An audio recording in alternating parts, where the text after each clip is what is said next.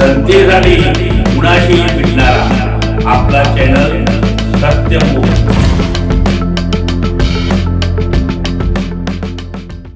इचलकरंजीत कुत्रा भुंकला म्हणून वाद झाला आणि भांडणातून खुपसला पोटात धारदार चाकू, पिता पुत्र जखमी।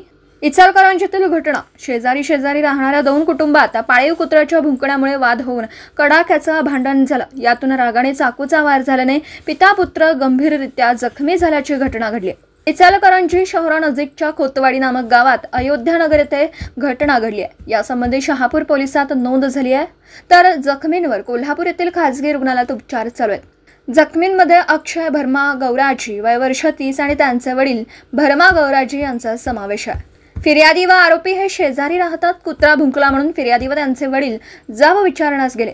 तेथे मंजिरी जोशी यांनी माझ्या मुलास कुत्रे भुंकले म्हणून किती बोलता, तुझी एवढी हिंमत म्हणून फिर्यादीची कॉलर धरली व कानाखाली मारलं आणि तिने मुलगा व त्यांच्या मित्रास यांना जिवंत सोडू नका, मारून टाका असं म्हणाली। यामुळे आरोपी श्रेयस जोशी आणि अक्षय गौराजी याच्या पोटात चाकू खुपसला, तो त्यांच्या बरगडी जवळ लागला।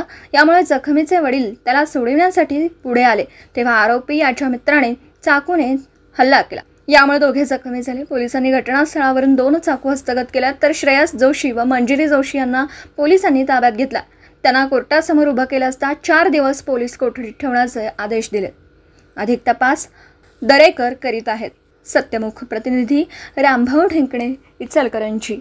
जनतेसाठी कुणाशीही भेटणारा आपला सत्यमुख। लाईक करा, शेअर करा आणि बेल आयकॉन ऑन करा। मित्रांनो, विसरू नका।